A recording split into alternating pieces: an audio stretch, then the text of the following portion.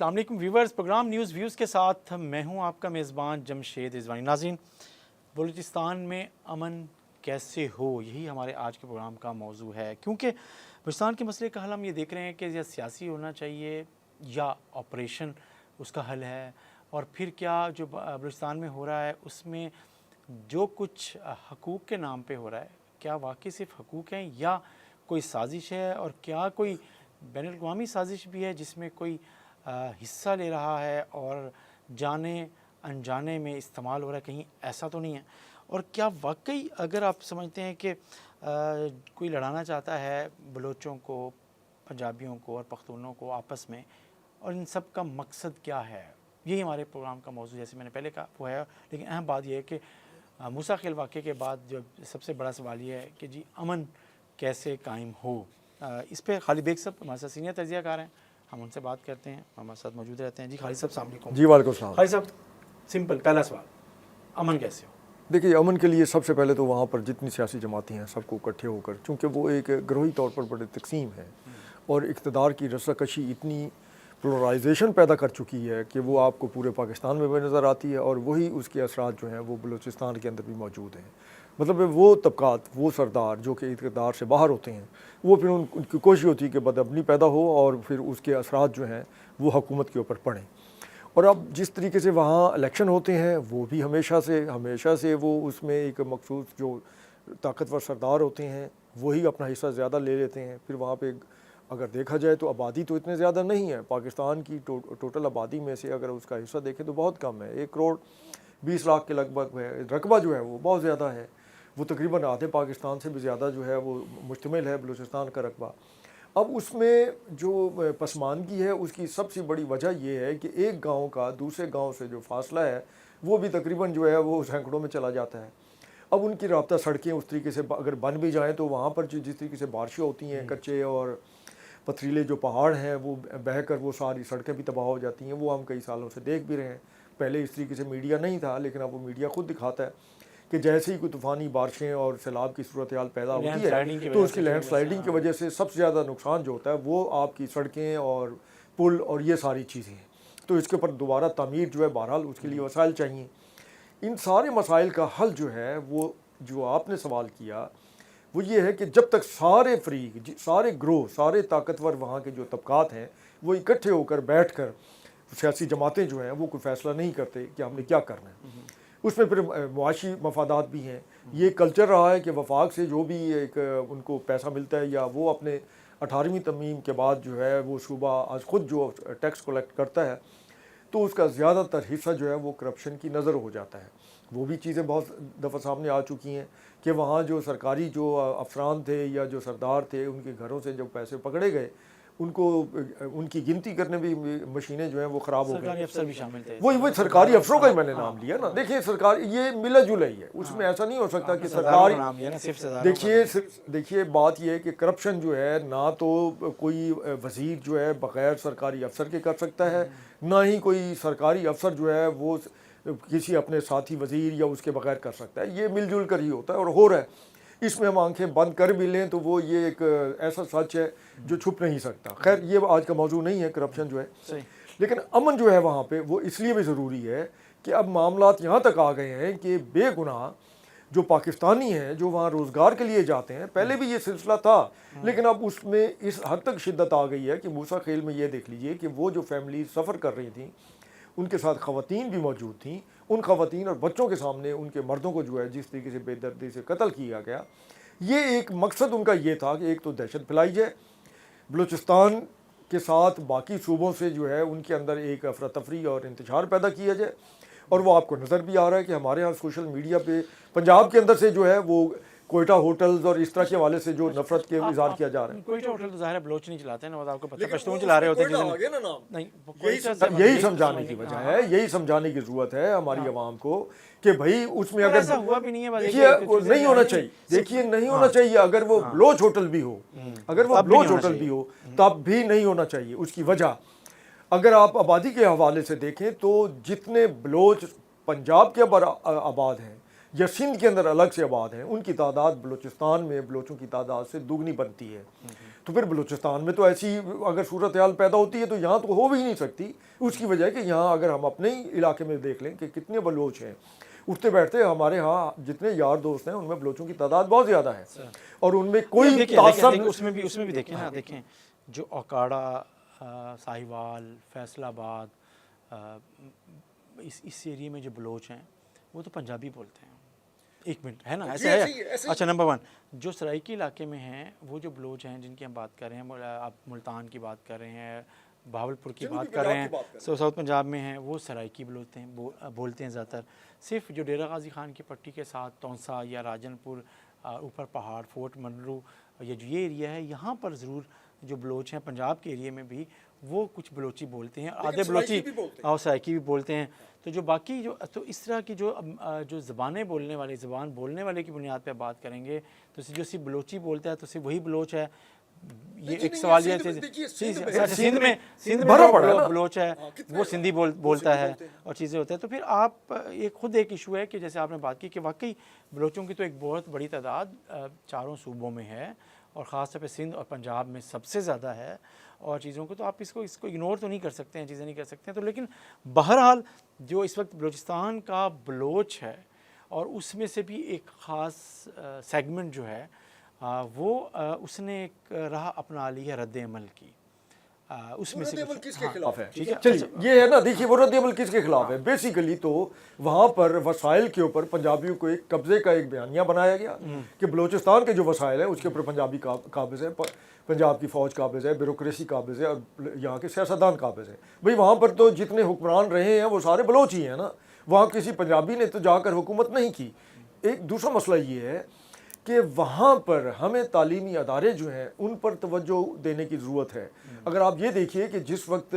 یہ تقسیم ہند ہوئی اور پاکستان کا قیام عمل میں آیا، اگر اس وقت بلوچستان میں کتنے تعلیمی ادارے تھے اور آج کتنے ہیں، تو آپ اس سے اندازہ لگا لیجئے کہ اس وقت جتنے ٹوٹل سکول تھے، یہ ہائی سکول تھے یا پرائمری سکول تھے، ان سے زیادہ تعداد میں اس وقت وہاں پہ یونیورسٹیاں قائم ہیں، 16 کے قریب یونیورسٹی ہیں۔ پھر آرمی نے وہاں تعلیمی اداروں کے حوالے سے بہت زیادہ کام کیا، وہاں پر کیڈٹ کالج موجود ہیں، خواتین کے کیڈٹ کالج موجود ہیں۔ مجھے یاد ہے کہ 2008 کے بعد جو حکومت آئی تھی اس نے، یاد ہوگا آپ نے 18ویں ترمیم کا بھی ذکر کیا، صوبوں کی خود مختاری کا بھی ذکر کیا، اور یاد ہوگا اس وقت بھی ایک آغاز حقوق بلوچستان کے نام سے ایک پیکیج تھا جس میں زیادہ سرکاری ملازمتیں بھی تھیں، فوج میں بھی لوگوں کو انڈکٹ کیا گیا تھا، اور بھی وہاں پہ انفراسٹرکچر پہ کافی کام ہوا تھا۔ یہ آپ کو یاد ہوگا 2010 کے اراؤنڈ میں چیزوں میں۔ تو آپ پھر بھی اس وقت جو ایشو ہے، جو عدم اطمینان ہے، خاص طور پہ بلوچ، اس میں جو لاپتہ افراد کا نام لیا جاتا ہے، حقوق کی بات کی چیزیں کر لیتی ہیں۔ دیکھیے کہیں تو غلطی ہیں، کہیں پہ تو غلطی ہیں، ہوتا یہ ہے جی، میں آپ کی بات دیکھیے، اسی کہیں پہ ہماری کہیں اسٹیبلشمنٹ کی غلطی تو نہیں، کہیں ہماری سیاسی غلطی تو نہیں تھی، کہیں پہ ہماری یا ہم ان کو یہ بتا نہیں سکے جو اس وقت بلوچوں جو اس وقت ایکسٹریم اس سٹانس لیے ہوئے ہیں کہ یار کیا ریزن چیزیں تھیں، تو یہی بد اعتمادی تو رہی نا، اور چیزیں اب اس کی وجہ سے اب چیزیں آگے بڑھ رہی ہیں۔ دیکھیے اب پلیئرز اور آ گئے ہیں۔ اپریل میں اگر آپ کو یاد ہو، اسی سال اپریل میں جس وقت پاکستان کی سرحد سے 30-35 کلومیٹر اندر ایران کے اندر کچھ دہشت گرد جو بی ایل اے کے دہشت گرد تھے ان کو پاکستان نے جب نشانہ بنایا تھا، تو اس میں 3 ایسے افراد بھی شامل تھے جن کے لواحقین اس وقت دھرنا دے کر بیٹھے ہوئے تھے اپنے لاپتہ بچوں کے لیے، ٹھیک ہے، اور وہ سامنے آ گیا۔ پھر گوادر کے اوپر اگر آپ کو یاد ہو، جنوری میں جس وقت وہاں پہ گوادر ایئرپورٹ کے اوپر حملہ کرنے کی کوشش کی گئی اور اس میں جو دہشت گرد مارے گئے تھے، اس میں بھی 2 دہشت گرد ایسے تھے جو ثابت ہو گیا کہ وہ لاپتہ افراد میں شامل تھے، اور اس میں ایک کی تو ڈیڈ باڈی انہوں نے وصول نہیں کی، لیکن ایک دہشت گرد کی جو ڈیڈ باڈی تھی وہ اس کے لواحقین نے جب وصول کی، قبول کی، تو اس کی ہمشیرہ جو کہ باقاعدہ اس احتجاج کی ہمیشہ حصہ رہتی تھی، جو لاپتہ افراد کے لیے تھا، اپنے بھائی کی تصویر اٹھا کر، تو اس نے باقاعدہ کنفیس کیا، اس نے میڈیا کے سامنے کہا ہاں جی ہمارا بھائی جو ہے وہ کچھ عرصے سے وہ مجید بریگیڈ کا حصہ بن چکا تھا اور ہمیں اس کا علم نہیں تھا کہ وہ کہاں ہے۔ پھر آپ یہ دیکھیے کہ وہ افراد جو افغانستان میں موجود ہیں بلوچ، اور جو بی ایل اے کا حصہ ہیں، یا اس طرح کی دیگر کالعدم جماعتوں کا، دہشت گرد جماعتوں کا حصہ ہیں، تو ان کے اندر جو لوگ بلوچ شامل ہیں نوجوان، تو ان کا نام تو سارا لاپتہ افراد کی فہرست میں شامل نہیں ہے. تو یہ سوال تو ہے نا، یہ کس نے اس کو جو ہے نا کلیئر کرنا ہے. اس میں باقاعدہ افغانستان جو ہے فریق ہے. اس میں افغانستان جو ہے وہ باقاعدہ دو طرح سے پاکستان کے خلاف اس وقت صفا رہا ہے. اس میں انڈیا اس کے ساتھ ہے. اس میں ایک تو یہ ہے کہ KPK میں دہشت گردی ہو رہی ہے، وہاں الگ لوگ ہیں، اور جو بلوچستان میں ہیں انہیں بھی اسلحہ جو ہے وہ افغانستان سے ہی مل رہا ہے، تربیت افغانستان میں مل رہی ہے، اور ان کے ہینڈر جو ہیں وہ وہیں افغانستان میں موجود ہیں. مل رہی ہے، ابھی تک مل رہی ہے جناب. یہ کوئی موسیٰ خیل والا واقعہ کوئی زیادہ پرانا نہیں ہے، یہ تو تازہ واقعہ ہے نا. اس سے پہلے کون سا مہینہ گزرتا ہے جب وہاں پر BLA یا اور اس طرح کے لوگ جو ہیں وہ اپنا سافٹ ٹارگٹس جو وہ یا فوجی جوان جو ہے ان کو نشانہ نہ بنائیں. تو اس میں وجہ یہی ہے کہ حقوق کی جو بات کی جاتی ہے، اس کا سلسلہ شروع ہوا تھا جس وقت 2002 میں پہلی دفعہ ایک معاہدہ چین اور پاکستان کے درمیان سرفس ہوا میڈیا میں کہ ایک اپنا ادھر سے گوادر سے لے کر ان کے کاشغر تک ایک سڑک بنائی جا رہی ہے ٹریڈ روٹ کے طور پر، اور گوادر میں بندرگاہ جو ہے اس کا معاہدہ ہوا. تو اس کے بعد سے ہی پھر جو ہے انڈیا کو بھی تکلیف شروع ہو گئی، امریکہ جو اس وقت افغانستان میں موجود تھا اس کو بھی تکلیف شروع ہو گئی، اور بہت ساری قوتیں جیت ہوئی. ہمارے اور ہمسایہ ملک جو ہیں ان کو بھی تکلیف شروع ہو گئی، اور ایک حقوق کے نام پر انسرجنسی اور ایک جو بد امنی ہے اور ایک دہشت گردی ہے، تخریب کاری ہے، اس کا سلسلہ شروع ہوا تھا. یہ بھٹو کے دور کے بعد کی بات ہے، مشرف کے دور میں بھی ہوا. آپ نے آپریشن کی بات کی تھی ابھی، دیکھیے وہاں پر اس وقت آپریشن نہیں ہو رہا. آپریشن جو ہے، آپریشن کا مطلب یہ ہے کہ اگر آپ ڈاکٹر کے پاس چلے جائیں اور آپ نے اپنا ناخن جو ہے وہ کوئی تنگ کر رہا ہو نکلوانا، تو وہ تو اسے بھی آپریشن کا نام دیتا ہے، حالانکہ وہ آپریشن نہیں ہوتا، 5 منٹ کا ایک کام ہوتا ہے. تو اس وقت وہ ٹارگٹ جو ہے وہ انٹیلیجنس بیٹ وہاں پہ ایک کارروائیوں کا سلسلہ جاری ہے، اور جو دہشت گرد ہیں جو اس طریقے سے معصوم لوگوں کو قتل کریں وہ انسان نہیں ہو سکتے. ان کو اگر وہ اس میں بلوچ نوجوان شامل بھی ہیں تو وہ لوگ ہیں جن کو برین واش کیا گیا ہے، اور برین واش کر کے انہیں خودکش دھماکوں کے لیے بھی استعمال کیا جاتا ہے. ٹارگٹ پڑھے لکھے نوجوان ہیں، خواتین ہیں، ینگ خواتین ہیں، یہ ابھی جو یہ ہوا ہے اسی دوران، یہ جس ماحل کا نام آیا، جی ماحل کا نام آیا، اس کے گوادر میں بھی ایک خاتون شامل تھی. 3 خواتین اس وقت سامنے آ چکی ہیں جنہوں نے باقاعدہ یہ حصہ لیا. اس سے یہ ظاہر ہوتا ہے کہ یونیورسٹیوں پر اس حوالے سے بھی توجہ دینے کی ضرورت ہے کہ وہاں پر بلوچ نوجوانوں کو حقوق کے نام پر پاکستان کے خلاف کون ورگلا رہا ہے. اب وہاں پہ اگر آپ یہ دیکھیے کہ اگر بلوچوں ہی کے دیکھیں تو وہاں پر ایسے بلوچ بھی ہیں جو باقاعدہ ریلیاں نکالتے ہیں، پاکستان کے جھنڈے اٹھا کر باقاعدہ تقریبات کرتے ہیں. اور ایک وقت ایسا بھی تھا کہ اپنے گھر پہ پاکستان کا جھنڈا لگانا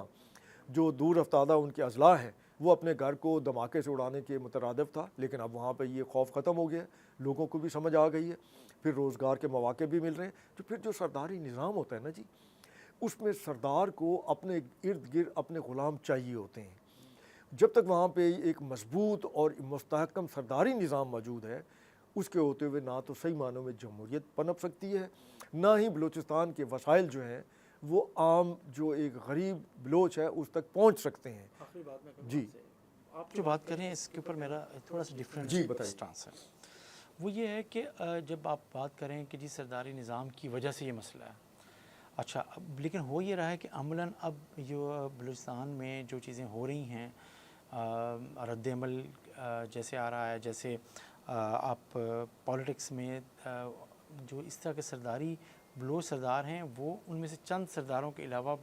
آپ سمجھتے ہیں کہ باقی نا ایک اس طرف نکل گئے ہیں جو ان کی سرپرستی کر رہے ہیں کچھ لوگ، لیکن کچھ لوگ بڑے سردار نہیں بھی کر رہے ہیں. تو وہ ایسے سردار جو نہیں کر رہے، بلوچ بھی ان میں شامل ہیں،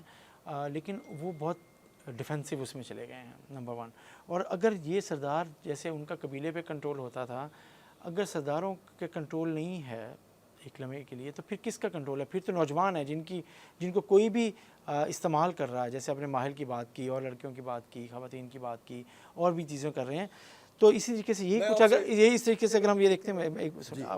وزیرستان میں بھی یہی ہوا کہ پہلے جو اس وقت جب طالبان نے اور چیزوں پہ TTP نے کارروائیاں کی، اس سے پہلے وہاں کے سردار، قوانین، وہ لوگ ٹارگٹ ہوئے، ملک ٹارگٹ ہوئے. اب وہاں پہ ایسا جو لوگ برج کر سکتے ہیں، جو لوگ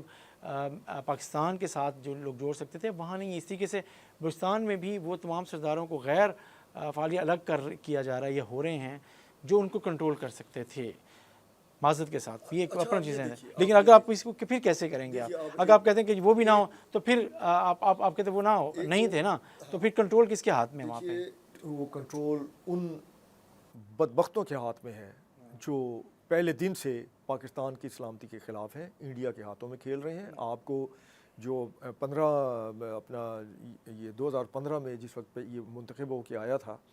مودی جو ہے 2014 میں منتخب ہو کے آیا تھا, 2015 میں لال قلعہ پہ کھڑے ہو کے اس نے باقاعدہ کہا تھا کہ ہم بلوچستان کو پاکستان سے الگ کرنے کے لیے کسی بھی حد تک جائیں گے. اس نے بڑی سنجیدگی سے کہا تھا اور وہ اس پر عمل پیرا ہیں. ان کی جو کلبھوشن یادو کو آپ دیکھیے روکنے کا طریقہ یہ ہے. تو ایک چیز تو یہ ذہن میں رکھیے کہ بلوچستان کے اندر بھی عام آدمی کی رائے جو ہے, جو اپنے حقوق کے لیے حملہ آوروں کو, بی ایل اے کو حق پر سمجھتا تھا, جس طریقے سے انہوں نے 9 حملے کیے اور نقصان پہنچایا عوام الناس کو. آپ دیکھیے ریلوے کا برج اگر اڑا دیا گیا ہے تو اس کا نقصان کس کو ہوا ہے؟ تو عام بلوچ کو ہوا ہے نا. ریلوے کا استعمال جو ہے تو وہ غریب بلوچ کرتا ہے نا جی, باقی پاکستان میں آنے جانے کے لیے. جو بلوچ آپ نے ابھی خود کہا ہے کہ پورے پاکستان میں آباد ہیں, تو ان کے کیا لوائقین اور ان کے آبائی گھر اور سارے رشتہ دار وہاں نہیں رہتے. تو جس وقت ان کی آمد و رفت کے ذرائع کو تباہ کر دیا جائے گا اور جس طریقے سے معصوم لوگوں کو قتل کیا گیا, اس میں ان کی جو ساکھ تھی, جو علیحدگی پسند ہے, اس کو بہت نقصان پہنچا ہے. اب آپ یہ دیکھیے کہ جس وقت سے یہ کارروائی ہوئی ہے, مہارنگ بلوچ کہاں ہیں؟ وہ کیوں نہیں کرتے اس کی مذمت کہ یہ جو غریب لوگوں کو مارا گیا ہے؟ کیا وہ غریب جو باقی صوبوں کے لوگ ہیں وہ پاکستانی, کیا ان کا حق نہیں ہے زندہ رہنے کا؟ مطلب ان کے اوپر اس طریقے سے تشدد کرنا, ان کی قتل و غارت گری کرنا, اس کے رد عمل میں پنجاب یا سندھ یا کے میں بلوچستان کے خلاف رد عمل آئے, تو یہ ایک تو بہت بڑی سازش ہے. تو اس کا مطلب مہارنگ بلوچ جیسے جو تعلیم یافتہ لوگ ہیں وہ سازش کا حصہ ہیں. تو ان کی برین واشنگ ہوئی ہے. وہ باہر جاتے ہیں, ان کو لے کے جایا جاتا ہے, ان کے اخراجات کون برداشت کرتا ہے؟ وہ برسلز میں جا کے جس وقت پاکستان کے خلاف تقریریں کرتے ہیں اور وہاں پھر پاکستان کے جو اپنا بلوچستان کے ترانے گائے جاتے ہیں, اس کے لیے احترام میں یہ لوگ کھڑے ہو جاتے ہیں. تو پھر یہ چیزیں اب پبلک کے سامنے جو ہے نا اس طریقے سے جب آئی ہیں, تو لوگ بلوچستان کے اندر بھی عام آدمی جو ہے وہ اب کم از کم ان سے بدظن ہو چکا ہے. سر آخری بات یہ ہے کہ بے شک آپ یہ کہتے رہیں, لیکن عملاً یہ ہے کہ اس وقت لا اینڈ آرڈر سچویشن جو ہے وہ بلوچستان میں مسئلہ ہے, اس کا حل یہ آخری جملے میں بتائیں کہ آپ کے نزدیک. ایک تو وہاں جو پسماندہ لوگ ہیں ان کے لیے روزگار کا زیادہ بہتر سے بہتر بندوبست کرنا, ان کی معاشی ضروریات کا خیال کرنا اور ان کو آسانیاں جو ہیں وہ پہنچانا ہے. مثال کے طور پہ آزاد کشمیر میں آپ نے بجلی کے یونٹ جو ہے 3 سے 5 روپے کر دیا, تو بلوچستان میں بھی وہاں کے لوگوں کو جو ہے وہ اس طرح کی کوئی رعایتیں ملنی چاہیے عام بلوچ کو, تاکہ وہ ان کے لیے زندگی آسان ہو اور وہ چند ہزار کے لیے بندوق پکڑ کر لوگوں کو قتل جو ہے کرنے کا یہ سلسلہ جو ہے, چند جو لوگ ہیں جو لائے گئے ہیں وہ ختم. ہاں, تو اس کے لیے معاشی وہاں پر جو ہے ایک ضرورت ہے کہ ایسے انقلاب کی جس میں پتہ لگے کہ ہاں عام بلوچ جو ہے اس کی زندگی جو ہے وہ بہتر ہو رہی. بہت شکریہ غالب بیگ صاحب. اصل بات یہ ہے کہ جو عام بلوچ اس سے میرا خیال ہے کہ لا تعلق ہے, لیکن ان میں سے کچھ لوگ ایسے ہیں جنہوں نے اسلحہ اٹھایا ہے اور اپنی بات کے حق میں وہ اس طرح کی کارروائیوں میں انوالو ہو رہے ہیں, لیکن ساری سپورٹ بہرحال شاید ابھی تک ان کے پاس وہ بلوچستان میں نہیں ہے, جس کی وجہ سے یہ سمجھا جائے کہ سارے بلوچ لوگ جو ہیں وہ یہ چاہتے ہیں. لیکن اصل مسئلہ یہ ہے کہ اس مسئلے کے حل کے لیے جو بصیرت چاہیے حکومت میں اور ہمارے جو بلوچستان کی قیادت میں, اور جنہوں نے جو پالیسی بنانی ہے اور ہماری اسٹیبلشمنٹ میں, وہ کیا اس ساری قومی اجتماعی بصیرت کو استعمال کرتے ہوئے اس مسئلے کے حل کی طرف آگے بڑھ سکتے ہیں, اور امن کیا بلوچستان کے عوام کی قسمت میں آ سکتا ہے, یہ اہم سوال ہے. اس کے ساتھ ہی ناظرین اپنے میزبان جمشید اضوانی کو اجازت دیجیے. اللہ حافظ.